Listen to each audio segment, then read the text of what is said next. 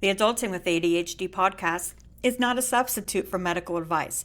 Please see a medical professional if you think you have ADHD or have ADHD and need additional assistance. For podcast archives, please visit patreon.com/adultingwithadhd.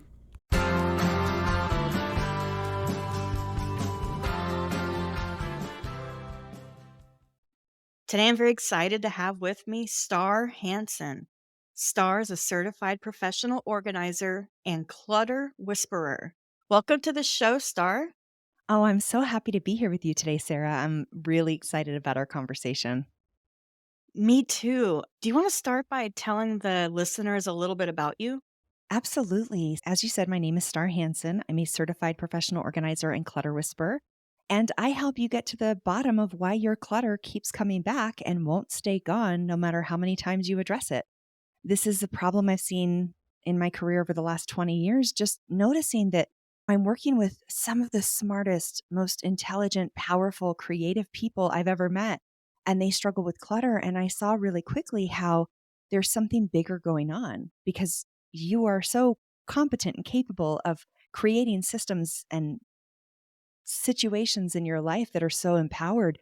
But why is organization, like home organization, productivity, feeling so strained? And that's what I help people address. In your TEDx talk and through your work, you've often discussed the deep connection between clutter and one's mental state.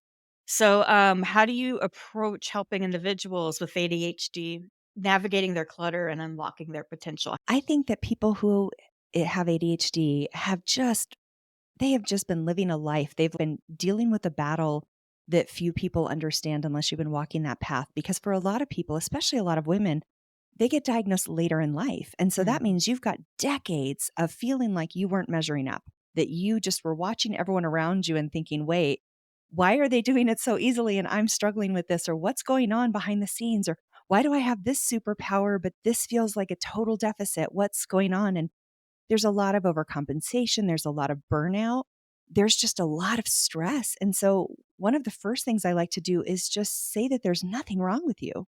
Let's just normalize that clutter exists in this world. We live in a time and on a planet where stuff is a big commodity and that we are dealing with a lot of stuff more than anyone has ever experienced in any other time in society history.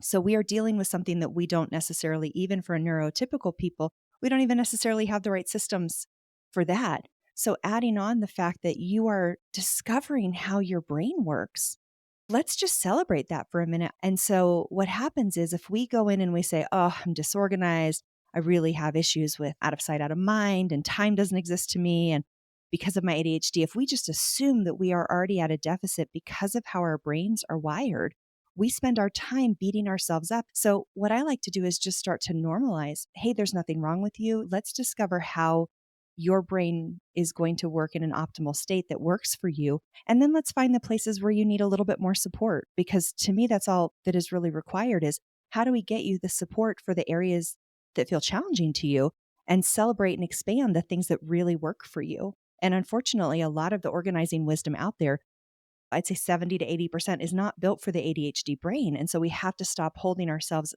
up to those standards because there are systems that will work for you. It may just not be the number one bestseller that's out there right now. I love hearing you say that. In your book, it tackles the question a lot of us face, like, why am I still not organized? A lot of us have tried the perfect journal, the perfect system, and we just never can find the right thing. Can you share a key insight or strategy from that book that addresses this kind of stuff, having an ADHD challenge? Absolutely. So I am just going to say, look for the gift. My personal belief is that if you have recurring clutter, meaning clutter that keeps coming up over and over again in the same places, normally a lot of the same stuff, that clutter is doing something for you. It's useful in some way, and that you are using it to get a need met.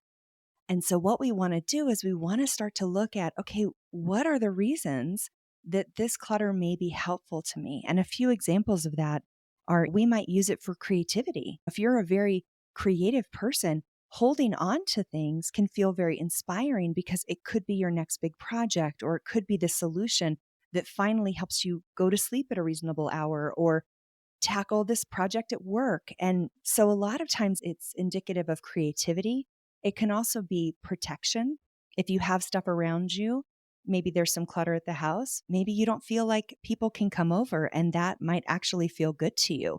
And so, what I help people to do is to really start to explore, how is your clutter serving you? How are you using it? And the book will unpack that and go into what you do with that information once you know it, once you understand how it's helping you. What are the first steps you recommend for someone who, like, really wants to tackle this and start their journey towards better decluttering and organizing?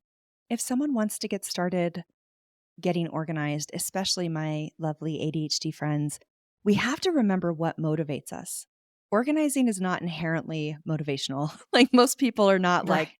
oh, I know I am a very unique exception to that, but most people are not like, I want to do this on the weekends. And Mhm, so we mhm. have to find what works for us. So remembering that people with ADHD are highly motivated by a challenge, by novelty, something that truly interests them, urgency, passion. So knowing that, we want to like trick our brains a little bit or put us into hyperdrive. So little things that I can say is, can we make a game of it? Can you try to awaken that need for urgency? Okay, what can I get done in 5 minutes? What can I get done in an hour? And it's really tricky because we need to awaken that urgency and that excitement Mm. while also doing small, manageable things that we can complete. People who have ADHD, generally speaking, don't have a lot of experience with completion. They have they start a lot of things, they get really excited, they're like, "Oh, I can't wait to do this," and then halfway through, they're like, I think I got what I needed. I'll go to something else that's more exciting now." And so finding ways that you can work on small, very small bite-sized projects that you can start and finish can be so helpful. I have an online community, and we do group organizing sessions, like body doubling sessions. And this past weekend, we just did 20-minute bursts. It was literally like like a tiny little sprint. So for several hours, I would just set a timer, 20 minutes, boom, 20 minutes, boom, 20 minutes, boom. And it was so powerful because, again, it got that interest up, it got you excited and moving. It put a lot of people into a state of flow, and that's what we want. Is we want to awaken that so that then you're moving into a state of flow. By the end of that session, we were organizing for an hour at a time because people had already gotten out of that distractive state and gotten into a state of flow where they were really clicked in. And so finding things like that that can really awaken, again, your superpowers and put you into a state of action.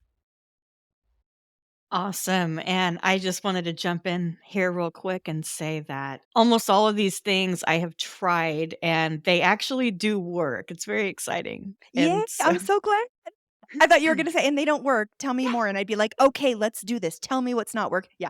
I'm like, so I am this like, I have a mad scientist inside of me that Mhm. if something doesn't work, because when I started doing this, it was 20 years ago, and Yeah. we didn't have the insight on ADHD or a lot of neurodivergence that we do today. And I'm not sure what it is about me as a person, but I'm like the typical yes and. Mhm, So yeah. many people that I would work with, I would say, "What about this? That's not going to work for me." Okay. What about this? That's not going to work for me. And I would just use all those no's to piece together the direction that was a yes, because your no is important to me. I don't want anyone yes mamming me and saying it's going to work when it's absolutely not working for you. We have to use the no's in our life to start to put together our yeses. And it's one of the ways, again, that when you've had ADHD, there's a lot of overcompensating and not talking about it, masking, feeling like we can't discuss it if it's not working for us, that there's something wrong. And I just want to validate to you and your listeners, your no is one of the most powerful things because it gives you direction towards your yes. That might be a closed door, but then we're pivoting to see where the open door is, because there is always an open door. There's always a solution for you. That is music to my ears, and I love hearing people talk, like this, and it's interesting 'cause, when I'm online and listening to podcasts and on TikTok, I feel the validation. And then I go out into the real world, and it's not always there. And Yeah. so it's wonderful to just hear this sort of reinforcement. So thank you for that. Oh, thank you for letting me Mhm. share it. It's, if I can Yeah. help even one person remember the truth, which is that there's nothing wrong with them, I am very satisfied in my day. So It breaks my heart because some of the clients that I've worked with who have ADHD are absolutely some of the most brilliant, beautiful, powerful, insightful, magical beings I've ever known. And the fact that you all often walk around with an Eeyore type cloud hanging over you, feeling like there's something wrong with you, breaks my heart because there is nothing wrong with you. I wish I had 1/100th of your creativity and your power and your ability. It's so special. So it's an honor to even remind you in a small way of what's true. That is so cool, and it also, brings me to the next question I have. So when you are dealing with people with ADHD, how are you customizing the strategies, or are these strategies that all your, clients are using? Oh God, no. Oh no, no one gets the same strategy. It's okay. So look, let me just be real. I've done over 30 TV shows. Been doing this for a hot minute. If you're Mm, reading a book about it, watching a show about it, reading a soundbite about it, right? That mhm, has been curated to sell. So let's just name that first. So these things that are general, I look at things that I said 20 years ago and I'm like, ugh. mhm, It hurt. It's ick factor times 100. I'm like, why did I say that? And I said it because I needed a sound bite because that's what sells and that's what is easy to put out there. And it wasn't personal. It was just a general idea to hope that you feel better. And what I want you to do when you're working on your organization, and when I'm talking about organization, I don't simply mean getting your stuff organized and making your space look better. What I mean is also learning who you are. I want I want you to be in a like a science experiment lab when you're organizing and you are the experiment because the systems, the physical objects around you, they are indicative of what's happening inside of you. So they are an expression of your inner truth. And so a lot of people read into that and think, oh, that means there's something wrong with me. Absolutely not. This is just amazing data points to help you understand who you are, what you need, what works for you. For example, if I come into your house and you have a giant pile of paper on your kitchen counter and you're apologizing for this paper and you're saying, I should put it in the office, but I just get so busy and blah, blah, blah. I'm going to say there's something about that pile of paper on the counter that's working for you. I'm not going to say, oh, let's cut that off and shove it in the back of the house because experience has shown that you're not going to walk 3 minutes to the back of the house to put the mail in the office. It's not working for you. So, as a science experiment, again, leaning into that yes and, okay, this is here. Something about this is working for me. Something I'm liking something. Okay, let's explore what that is. What if we doubled down? What if we committed to this and then took it to the next level? Most people, their organizational systems are already started. I don't come in with a book of systems and say, choose one of 50 options. mhm. I look at what you're already doing and I say, let's build on that because most people I work with have already started the system that works for them.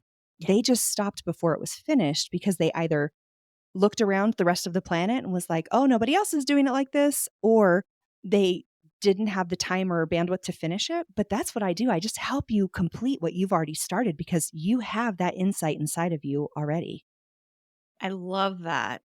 You mentioned using chaos to unlock one's greatest potential.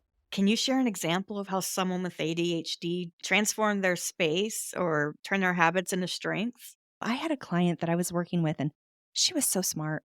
And she worked this really busy job, like 70 hours a week, just insane. And then she'd come home and her house was in total chaos, which was fascinating because she was never home. But when she was home, she was surrounding herself with things that brought her joy. So she had all of these creative endeavors and crafts and fitness stuff, and it just brought her so much joy, like plants everywhere. And through the process of getting organized, and the process of organizing is really about meeting yourself. It's Mm, partly about taking up space, unapologetically saying, this is who I am, and taking up space. Because if we can't do that in this small little space of this earth that's our home, where can we do that? And the other part is just like really meeting ourselves. Who am I? What do I want? So when I walked into that house and I'm seeing all these crafts, and then she goes to work and does this very pragmatic financial job, I'm like, there's a mismatch here. Like she's overflowing at home because that part of her is not being met. She's been so focused on making money and having this career and making her degree work for her and making that education work for her. And she never stopped to say, am I happy? Does this work for me? And so it was so beautiful because through the process of organization, she really had to meet that monster and say, that kind of financial security isn't bringing me the joy that I want. What I want is to live in this other state, in this very specific type of terrain, doing these other things. And within 3 years, she had left her job and went and started like three independent businesses in a beautiful place in like the Pacific Northwest, and she is so happy. And it's so beautiful. And she wouldn't have really acknowledged that if she had just kept on her train. And if I had come in and organized it for her, by her having to see what the clutter was made up of, she really got to see, wow, okay, I'm using my clutter for creativity. And there's a part of me that's not being seen or addressed. And she just revolutionized her whole life. And to me, the best after picture has nothing to do with your spaces. I don't care if your house is organized, if I'm honest. I care Mhm. if you're living a life that brings you joy, because if you love to cook, your kitchen is going to be a mess half the time. I don't need it Mhm. to look like a home show. I need you to Yes. have a life that you love, where things are where you need them, where they're supporting you, that you're not spending all your time managing your stuff, that your stuff is supporting you and your creative endeavors and what you're creating in your life and who you truly are. And what I love about this approach is it works in different areas of life besides Yeah. clutter. And when you were talking, it was reminding me of other journeys, like maybe a health journey or something. It doesn't have to look a certain way. It could be, Yes, and it needs to be. And that's the thing. So if clutter is a friend, which I really think it is, because again, it's an expression of who we are and our truth essentially. If clutter is a friend, it's only trying to help you. It's a symptom that you are outgrowing a version of yourself that doesn't work for you anymore. That you are just expanding beyond whatever has been, and that's exciting to think about. And if we can start to approach our clutter from that excitement, and look, it isn't just physical clutter, this with any chaos, right? If you yeah, are having arguments with your spouse, that's an invitation for growth. If you are struggling with fitness or food, that's an invitation for growth. Why do we always bring it back to ourselves to think that it means something horrible about us and that we're defective? I think that's like a collective trauma that we as humans have yeah. experienced, like, where it really is, okay, great. If I am feeling sick every time I eat this food, maybe there's another food that my body is really excited about. So it's like, how do we, again, turn it into a yes instead of spending all of our time beating ourselves up? Because then we spend our time on a very unimportant activity, we instead of doing things we love and that bring us joy. So true. It's been wonderful talking with you, Star. Thank you so much for being on the show. Thank you, Sarah. It's been so wonderful chatting with you too. And I wanted to give you an opportunity here to let our listeners know where they can find you. I would love to gift your listeners a free copy of my book, Why the F Am I Still Not Organized? I love it. And things. They can get it from starhanson.com/podcast. And that's StarHansen.com/podcast. And they can download a free copy of my book. They can take a quiz to find out what clutter monster is hiding in your closet, keeping you disorganized. And they can learn more about my Chaos to Calm organizing community as well. Wonderful. Thank you so much, Star. Thank you.